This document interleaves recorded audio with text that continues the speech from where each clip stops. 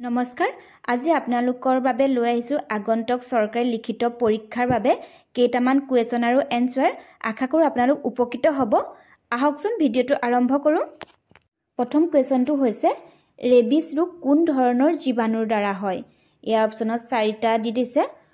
শুদ্ধ উত্তৰটো হৈছে ভাইৰাছৰ পৰা হয় মই গুটেখিনি কৈ নিদু আৰু যেটো শুদ্ধ উত্তৰ হয় হেতুকে কম আপোনালোকক ইয়াত ইংলিশ আৰু আসামিজ দুইটাতে দি দিছো চাই লব কাৰণ এক্সামখিনি ইংলিছতে আহে হেবাবে নেক্সট কুৱেশ্যনটো হৈছে শৰীৰৰ কোনটো অংশই আন সকলো অংগ নিয়ন্ত্ৰণ কৰে ইয়াতো চাৰিটা অপচন দি দিছে শুদ্ধ উত্তৰটো হ'ব মগজুৱে নিয়ন্ত্ৰণ কৰে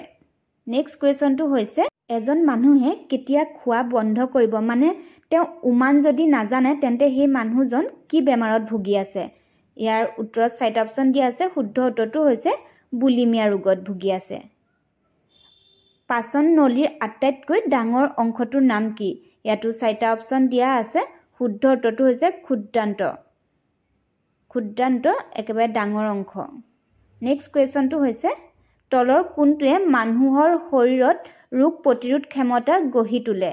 ইয়াতো চাৰিটা অপচন দিয়া আছে শুদ্ধ উত্তৰটো হৈছে এন্টিজেনে মানুহৰ শৰীৰৰ ৰোগ প্ৰতিৰোধ ক্ষমতা গঢ়ি তোলে নেক্সট কুৱেশ্যনটো হৈছে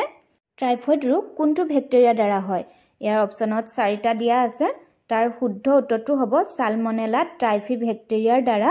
টাইফয়েড ৰোগ হয় মোক কেতিয়াবা উচ্চাৰণটো ভুল হৈ যাব পাৰে কাৰণ কন্টিনিউ ভিডিওটো বনাই থকা হৈছে যে আপোনালোকে এইখিনি ভালদৰে চাই ল'ব মই ধুনীয়াকৈ লিখিয়ে দিছো এতিয়া আহো নেক্সট কুৱেশ্যনটোলে নেক্সট কুৱেশ্যনটো হৈছে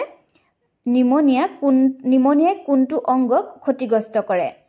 ইয়াৰ শুদ্ধ উত্তৰটো হ'ব হাওঁফাওঁত খুব বেছি ক্ষতিগ্ৰস্ত কৰে নেক্সট কুৱেশ্যনটো হৈছে নিম্নলিখিত কোনটো ৰোগ ফাংগাছৰ দ্বাৰা হয় ইয়াৰ উত্তৰটো চাৰিটা অপচন দিয়া আছে মই গুটেখিনি কৈ নাই দিয়া যেটো শুদ্ধ উত্তৰ হেতুকে কৈছো ইয়াৰ শুদ্ধ উত্তৰটো হ'ব ৰিংৱাম ফাংগাছৰ দ্বাৰা হয় নেক্সট কুৱেশ্যন ফল পকুৱাৰ বাবে কোনটো গেছ ব্যৱহাৰ কৰা হয় ইয়াতো চাৰিটা অপচন দিয়া আছে শুদ্ধ উত্তৰটো হ'ব ইথিলিন গেছ ব্যৱহাৰ কৰা হয়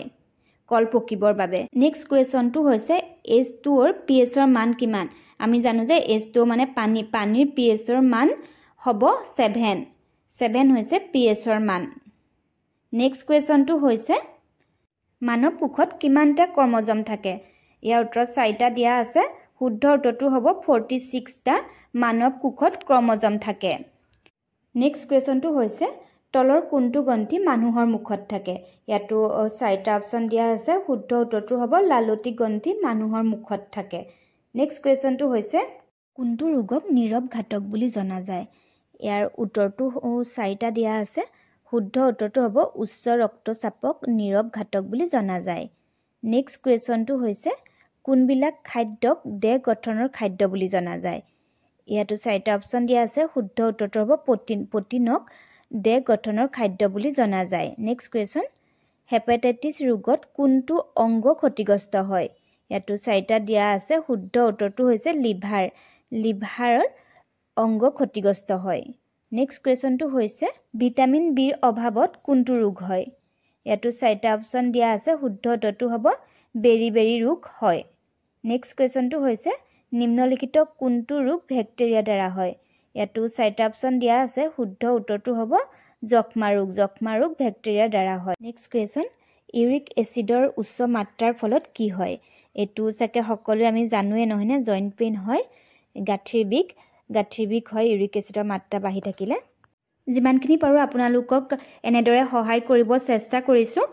যদি তাৰ মাজতো কিবা ভুল হৈছে ক্ষমা কৰিব আৰু যদি মোৰ ভিডিওটো ভাল লাগিছে বন্ধু বৰ্গৰ মাজত শ্বেয়াৰ কৰি দিবলৈ নাপাহৰিব আৰু সাবস্ক্ৰাইব কৰি থব আজিলৈ আহিছো ধন্যবাদ